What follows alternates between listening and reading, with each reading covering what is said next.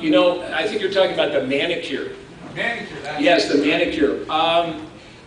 I think it is on, you know where the only copy that I know, aside from my own, home batch, is, I think it's on Tobe Hooper's, one of his Masters of Horror episodes.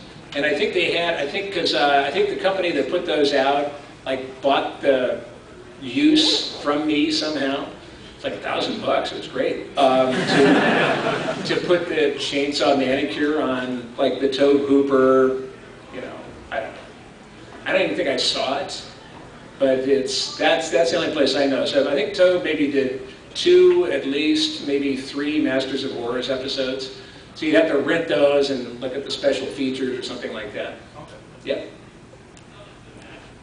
Yep. Will we ever see a prequel of House of a Thousand Corpses with Firefly family?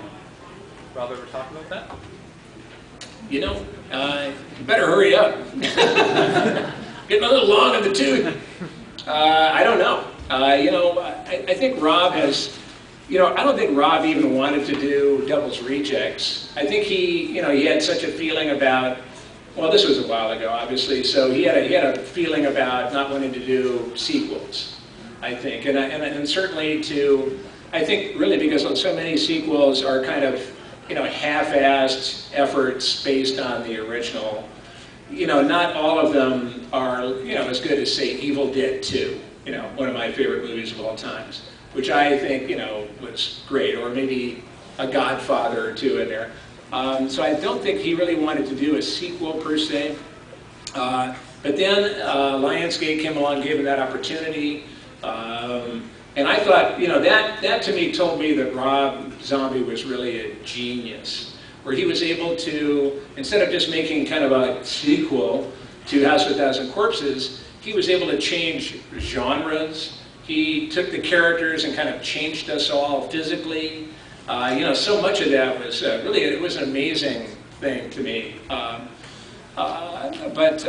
then, of course, he did do, Halloween and Halloween 2. So there goes, I guess he's friendly with sequels now. In terms of, a sequel or a prequel to Devil's Rejects and House of a Thousand Corpses, I'm sure there's plenty of stories to be told. I think it would be very cool. I'm up for it. I don't know if that means that, well, let me put it this way. One thing that's great about the Fireflies and Otis is that we're not supernatural. And it's so funny, whenever I go to conventions, say, with Sid, and I sit next to Sid Haig, Captain Spaulding, we usually, sometimes our tables are very close together. And invariably, someone will come up and say, are you guys going to do a sequel to Devil's Rejects, or a prequel, or whatever, or a sequel to Devil's Rejects? And I immediately say, Sid, are we going to do a sequel to Devil's Rejects? And he goes, nope. And I go, how come? And then we go, 1, 2, 3, 'cause we're fucking dead! And I think that's kind of where Rob was with it. We did get shot up with rifles a bunch of times. So either you can, kind of go cheesy and go, oh, it was just a dream. It's like, come on.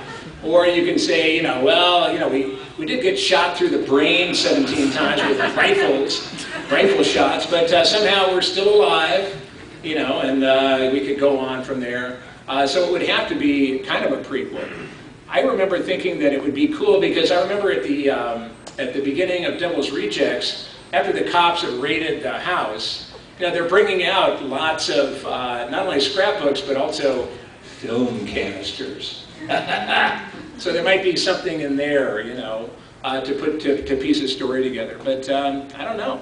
Please send him cards and letters. I'd like to work again. Well, at the end, you see, as they're getting shot, you see those films of them sort of just hanging out together in like a sunshiny place. And it's like, well, where were they? What were they doing? And what is their... Could have been heaven. It was actually above Lake Piru, which is its own reward.